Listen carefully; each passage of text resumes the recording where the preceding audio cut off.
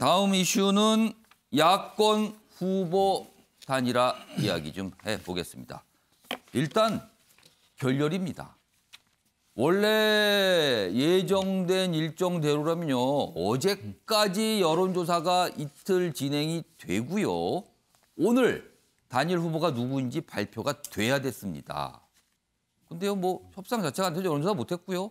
오늘이 그리고 후보 등록 마감일이거든요. 그러니까 각자 후보를 등록할 예정입니다. 각자 후보로. 내용 보겠습니다. 오세훈, 안철수 협상 또 결렬됐다. 투표 용지에 이름 둘 다 나온다. 오늘 후보 등록하게 되면요. 일단 후보 이름들이요. 투표 용지에는 올라가게 됩니다. 어제 오전에 뭔가 좀 될 듯 했어요. 뭐 수용을 한다, 받아들인다 뭐 이런 얘기가 있었거든요. 그러나 오후에 유선 조사, 그러니까 집 전화를 포함시킬 것이냐. 이걸 놓고 또 합의가 안 됐습니다. 후보 등록 전 단일화 결국 불발됐다. 그렇다면은 단일화가 끝난 건가? 아닙니다. 아직 뭐 남아는 있어요. 28일이 마지막이라는 거예요. 이때까지 돼야. 29일부터 투표용지가 인쇄가 되거든요. 뭐 그 얘기입니다. 지금. 자, 그럼 이와 관련돼서 어제 양측의 협상팀이 한 말이 있습니다. 확인해 보겠습니다. 쟁점들에 대한 격차가 완전히 해소되지 않았고 특히 유무선 문제는 우리 당으로서 내일 시한에 맞춰서 조급하게 처리하기에는 좀 어려운 부분이 있고 무선 100%를 할 것이냐 이 부분 그러니까 유선을 포함할 거냐 말 거냐 이 부분에 대한 합의가 의견의 합치가 안 됐다 지금 그렇기 때문에 오늘은 더 이상 논의를 안 하고 계속해서 추가로 논의를 계속해서 해나가겠다. 자, 그럼요. 투표용지가 어떻게 되는 건지 그 내용 좀 보겠습니다. 그럼 일단 투표용지가 오늘 후보 등록하게 되면 어떻게 되는지 그것부터 좀 보겠습니다. 투표용지 다른 것 하나 좀 더 보여주세요. 자, 이렇게 됩니다. 그러니까 오늘 등록하게 되면요. 일단 투표용지가 이렇게 되는 거예요. 1번, 2번, 4번. 그러니까 이거 정당 의원 확보 숫자대로 이 번호가 부여가 되는데 이렇게 됩니다.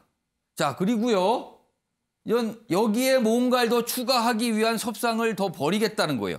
그 시한은 28일까지 해야 됩니다. 왜냐하면 29일부터 투표 용지가 인쇄되니까요. 인쇄되면 좀 뭘 물릴 수가 없는 거예요. 자, 그러면은요. 만약에 인쇄일이 29일 전까지 그러니까 28일까지 뭔가가 협상이 된다. 그럼 어떤 모습일까요? 다음 보겠습니다. 이 모습입니다. 만약에 오세훈 후보로 확정시는 이렇게 사퇴라고 표시가 되는 거고요. 안철수 후보로 확정이 되면 오세훈 이름의 옆에 사퇴라고 써 있는 게 됩니다. 이렇게 되는 거죠. 근데 이 28도 넘겨버리면요. 아까 처음에 해보셨던 용지 있죠? 그냥 그대로 가게 되는 겁니다. 그 이후에 단일화 돼도요. 여기에 표시할 수 없어요. 이럴 경우는 둘 중에 만약에 한쪽으로 단일화 되더라도 이대로 가는 겁니다. 그럼 이른바 이제 사표가 발생하게 되는 거죠. 지금 이 상황입니다. 지금. 기사 하나 더 보겠습니다. 우한 물 건너간 아름다운 단일화. 재협상을 해도 효과가 떨어질 듯하다. 그러니까 이렇게까지 안 됐는데 좀 뒤늦게 협상이 돼서 뭐 단일화가 되면 어떻게 될 것이냐. 이거 효과 벌써 많이 줄어들었다. 이거. 힘들다 이거죠. 자, 이 얘기 좀 해보겠습니다. 먼저 이종훈 평론가. 가정을 좀 한번 해보겠습니다. 지금 서로의 주장을 굽히지 않다가 이렇게 된 거잖아요. 결국엔요. 만약에요.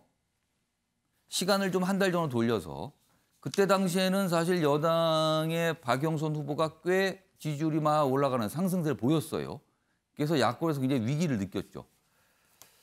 그 상황이 이어졌다. 즉 이른바 LH 사태가 터지지 않았다면 이 협상 결과 달라졌을까요? 어떻게 보세요? 달라졌을 수 있죠. 그러니까 물론 이제 그 LH 공사 그 건이 예. 뭐 결정적 변수다 이렇게 보기는 좀 어려워요. 어찌 됐건 뭐 지방선거인 거고. 그런데 그 반면에 이제 LH 공사 건은 전국적 이슈이기 때문에 결정적 변수는 아니나 그러나 상당한 영향을 지금 미치고 있는 건 좀 분명한 거죠. 그래서 전체적으로 지금 뭐 선거 그 구도 자체가 범야권에게 지금 유리하게 지금 돌아가고 있는 그런 상황인 거고, 뭐 그런 상황에서 뭐 여론조사 최근에 이제 나온 것들을 보게 되면 3자 구도로 가서도 좀 승산이 있어 보인다. 이런 게 이제 보이기 시작한 거죠. 국민의힘 입장에서 보자면. 자, 이제 그 대목이 이제 결정적으로 좀 작용을 하고 그러면은 있다. 좀 더 상황이 나아졌다 이런 판단이 협상이 결렬된 그 바탕에 깔려 있었다는 거예요? 그렇죠. 지금 추세대로 가면 예. 뭐 3자 구도에서도 오세훈 후보가 이길 가능성이 있다. 점점 높아지고 있다. 이 판단을 지금 하고 있는 거죠. 그럼 국민의힘에서는 그런 판단을 하고 있다고 보시는 거예요, 지금? 예, 그렇습니다. 그러니까 안 그래도 김종인 위원장은 설령 3자 구도에서 지더라도 끝까지 가야 국민의힘이 살아남는다. 정당으로서. 이 판단을 가지고 있었다라고 저는 보거든요. 왜냐하면 이번에 만약에 안철수 그 대표 쪽으로 단일화가 이루어지고 4번으로 기호 4번으로 출마해서 당선되게 되면 향후에 범야권 정계 개편을 안 대표가 주도할 가능성이 굉장히 높아집니다. 그러면서 국민의힘도 사실은 정당으로서 존립 기반 자체가 흔들거릴 가능성이 있죠. 예. 예. 자, 이제 그 부분을 이제 우려해서 김종인 위원장은 그냥 처음부터 끝까지 갈 생각을 하고 있었던 건데 그 변수는 사실은 오세훈 후보였다라고 봐요. 그런데 오세훈 후보조차도 최근에 점점 자신감을 갖기 시작했다. 지지율을 보면서. 예. 지지율이 계속 상승세거든요. 예. 나경원 후보를 경선에서 누르는 과정도 그랬고 계속 지금 이제 그런 그 상황이기 때문에 이대로 지금 간다면 본인의 지지율은 지금보다 계속 더 오를 것이고 안철수 대표의 지지율은 점점 하향 곡선을 그릴 가능성이 높다라고 일단 판단을 내리고 있는 거 아닌가 싶어요. 자, 그것이 바로 단일화를 지금 막고 있는. 그래서 향후에 이 협상이 진행되더라도 대략 결렬각이다. 저는 그렇게 지금 향후 협상이 돼도 이거 어렵다고 보시는 거네요. 네, 대략 이제 그런 그렇다면은 판단을 내리고 안철수 후보의 생각은 뭐였을까요? 그러니까 사실은 이제 그 안 대표는 그렇기 때문에 그러니까 추격당하고 있다는 생각을 상당히 최근에 많이 했던 것 같고 그래서 어떻게든 단일화를 빨리 성사를 시키려고 애를 썼던 건데 그게 결국 안 됐던 거죠. 그래서 합당 카드까지도 이제 던졌다라고 저는 보는데 그 지점에서 저는 좀 약간 실수가 있었다고 생각을 해요. 그러니까 합당 제안을 할 바에는 차라리 입당 제안을 했어야 되는 거죠. 그러니까 단일화하고 나면 나 입당한다라고 했으면 아마 벌써 이게 성사가 됐을 가능성이 높다. 이렇게 생각을 합니다. 보통 이종훈 평론가께서는 3자 대결로 갈, 그러니까 박영선 후보, 오세훈 후보, 안철수 후보 이 3자 대결로 갈 가능성이 높다고 보시는 거예요, 지금? 예, 그렇습니다. 그리고 그러니까 지금 상황에서 정말로 극적인 이런 그 단일화 협상에서 진전이 있으려면 예. 안철수 대표의 지지율이 확 뛰어야 됩니다. 지금보다. 예, 그런 극적인 상황이 없다면 이건 좀 쉽지 않을 거다. 그런데 그거는 결국은 본인이 지금 해내지 않으면 안 되는 상황이라는 거죠. 그래서 더 어려움이 있다. 이렇게 봅니다. 어렵게.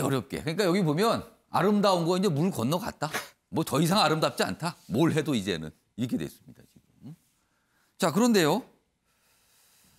이 협상이 잘 안 된 상황과 관련해서 다른 각도에서 설명하는 기사도 있습니다. 다음 보겠습니다. 김종인 안철수 갈등의 야 단일화 좌초 위기다. 여기 안철수 후보는 알겠는데 여기 앞에 오세훈 후보가 아니라 김종인 국민의힘 비대위원장이 등장합니다. 두 인물의 갈등 때문이다라는 거예요, 지금. 여기 보면 야권에서 나오는 말이에요. 김 위원장은 안철수를 무시하고 안철수는 자기 유리한 방식만 고집. 그러니까 각자 이런 모습을 지금 보였다는 겁니다. 여기도 뭐 다시 여론조사 협상 28일이 마지노선이다. 다시 한번 설명이 되어 있습니다. 자, 그럼요. 이런 기사가 지금 나오고 있는데 그동안 이 두 인물이 어떤 얘기를 이렇게 주고받았길래 이런 기사로 다뤄지는 건지 영상으로 묶었습니다. 보시죠. 자, 토론도 안 하겠다. 아니, 토론도 할 수 없는 사람이 가서 시장 노릇은 어떻게 할 거예요? 후보끼리 합의에 대해서 국민의힘에서 오신 협상 대표분들이 인정을 안 하시는 겁니다. 그래서 저는 이건 후보 뒤에 상황이 있는 것은 아닌가.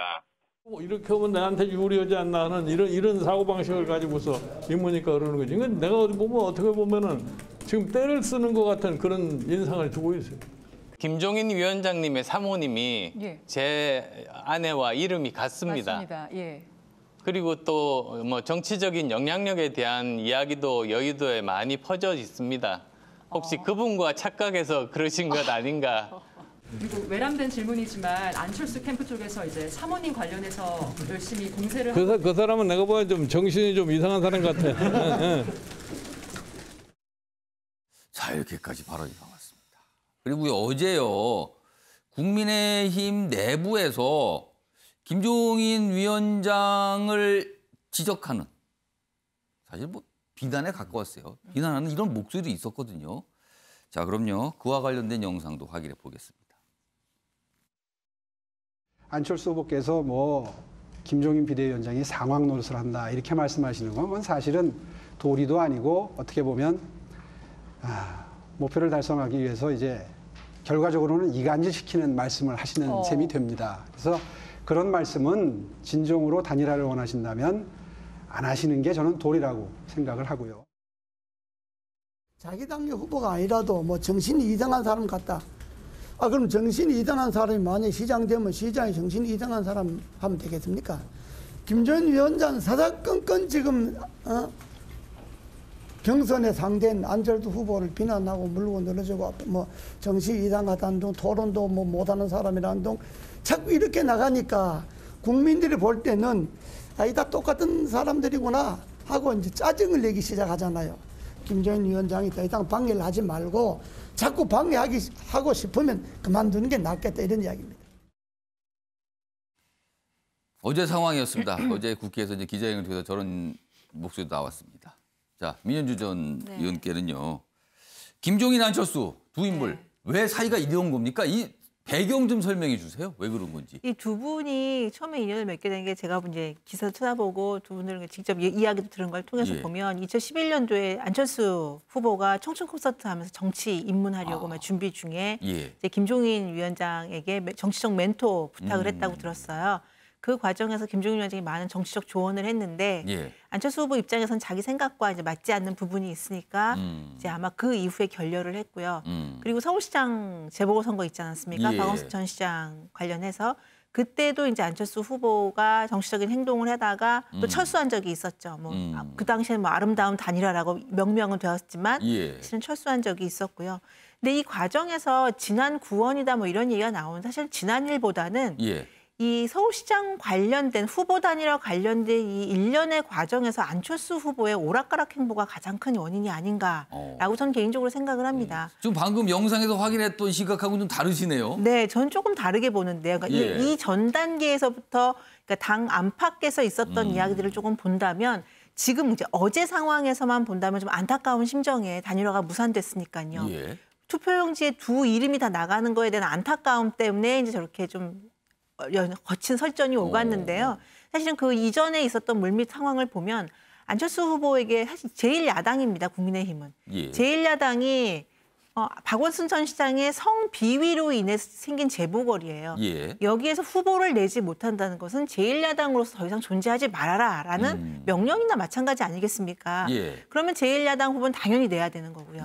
그 과정에서 그 안철수 후보가 관심이 있다면 국민의힘에 들어와서 같이 경쟁하자. 라고 했는데 그 당시에는 안철수 후보 얘기가 국민의힘에서는 이 기호 2번으로는 당선이 안 된다. 난 기호 4번으로 가겠다라고 했어요. 그럼 계속 쭉 가면 되는데 그 이후에 상황이 반전되고 또 안철수 후보가 약간 불리한 상황이 계속되니까 단일화를 갖다 고집했다고요. 자, 그럼 단일화를 고집하면 계속 가면 되는데요. 또 아니면 계속 이제 와서 다시 또 나 이제 불리하니까 기호 2번에 대해서 서울 시민들의 지지세가 결집을 하니까 나 그럼 이제 선거 끝나고 다시 들어갈게. 나도 기호 2번으로 똑같이 봐줘. 그런데 기호 2번은 못 달겠어. 이 얘기입니다. 합당 얘기를 하시는 거예요. 합당 제안을 한 거에 대해서. 근데 경선을 할 때는 기호 2번은 또 못 달겠다 그래요. 국민의힘이라고 국민의당 타이틀도 못 달겠다고 합니다. 그러면 정당 정치를 하는데요. 대의 정치를 하는데 기호도 못 따라 정당 이름도 안 돼. 그런 단일화, 그런 정치적 선거를 어떻게 치릅니까? 제1야당으로서는. 그래서 이 부분은 분명히 안철수 후보가 지금 선거의 의미가 무엇이고 정당 정치, 대의 정치가 무엇인지를 먼저 좀 각인을 할 필요가 있고요. 그리고 이제 상황 정치 운운한 것만 간단하게 말씀드리면 시작은 사실 가족을 건드린 건 안철수 후보가 먼저죠. 먼저 오세훈 후보에게 뒤에 상황이 있지 않냐. 마치 오세훈 후보를 정치적 아바타식으로 만든 거는 안철수 후보예요. 지난 대선 때 MB 아바타냐고 해서 아주 직격탄을 민주당에서 받고 굉장히 분노를 했던 건 안철수 후보입니다. 근데 이번에는 역으로 오세훈 후보의 상황 운운했고요. 예. 그리고 김종인 위원장의 사모에 대해서 이름을 먼저 꺼낸 것도 안철수 후보예요. 예. 그러니까 당연히 국민의힘 입장에서는 국민의힘 후보가 있어야 되고 그리고 대표성을 갖는 비대위원장에 대해서 이렇게 인격모독적인 발언을 하는데 어떻게 가만히 있습니까? 그래서 이 부분은 안철수 후보가 정말 진정성 있게 단일화를 하고 서울시장을 갖다가 야권이 쟁취해야 된다고 생각한다면 지금이라도 전향적인 방법을 택하는 것이 태도를. 그리고 한 가지만 더 말씀을 드리면 여론조사에서 일반적으로 물론 무선 100% 할 수도 있습니다. 예. 무선 100% 많이 하는 경우도 있고요. 그런데 통상적으로 여론조사에서는 유무선을 섞습니다. 유무선 혼합을 하는데 유선을 보통 10에서 20% 정도를 해요. 예. 그러니까 지금 오세훈 후보 측에서는 그러면 5%까지 우리가 양보하겠다라고 하는데 그것도 못 받겠다고 한다는 거는 자신이 경선에서 얼마나 불리하다는 걸 초조함을 드러내는 거라서 이거는 뭐 안철수 후보와 오세훈 후보, 안철수 후보는 갈등, 김종인과 안철수의 갈등보다는 안철수 후보의 이 초조함, 이것 때문에 오히려 단일화 과정이 조금 왜곡되고 있는 것이 아닌가라는 안타까움이 있습니다. 자, 민현주 의원께서는 전 국민의힘 그리고 오세훈 후보의 어떻게 보면 그 관점에서 좀 이 상황을 좀 설명해 주셨어요. 김구락 교수님께서는요. 안철수 후보의 입장에서 지금 김종인 위원장이나 오세훈 후보의 모습은 어떻게 비춰질까요? 안철수 후보 같은 경우는 지금 사실 굉장히 어려워요. 왜냐하면 이번에 후보가 안 되면 사실상 정계에서 이제 그만 정치를 이제 그만둬야 되는 정치적으로 굉장히 그렇죠. 절박한 거의 낭떠러지에 서 있는 상황입니다. 그래서 양보하기 굉장히 어렵고 그런 차원에서 지금 유무선 얘기가 나오고 있잖아요. 사실 뭐 경쟁력이냐 적합도냐 이 문제는 거의 해결이 된 걸로 보여요. 지금 양측에서. 그런데 지금 유무선 문제는 굉장히 다릅니다. 이거 실질적인 어떤 표의 어떤 결과로서 나타나고 있어요. 왜냐하면 무선으로 하면은 전체를 사실상 이제 중도나 젊은 층들이 많이 들어가기 때문에 이게 안철수 후보에게 유리해요. 그런데 이제 유선이 들어가게 되면 어떤 형태로든 보수층 또 노령층 뭐 이렇게 해서 하면서 사실상 오세훈 후보가 유리합니다. 근데 두 분의 지금 지지율이 상당히 그 내부적으로 격차가 없어요. 그러면 1%만 이제 이겨도 이기는 작은 차이로 결정이 날 수 있다는 거죠. 그런데 거죠. 이제 오세훈 후보가 사실 저는 양보할 거라고 봤는데 상황이 달라졌습니다. 지금 지지율이 막 급등하고 있어요. 나경원 후보를 이기고 나서부터 양보할 이유가 없는 거죠. 그게 이제 김종인 비대위원장의 이해관계가 맞물리면서 사실은 지금 유무선 문제에서도 양보할 가능성이 매우 없다.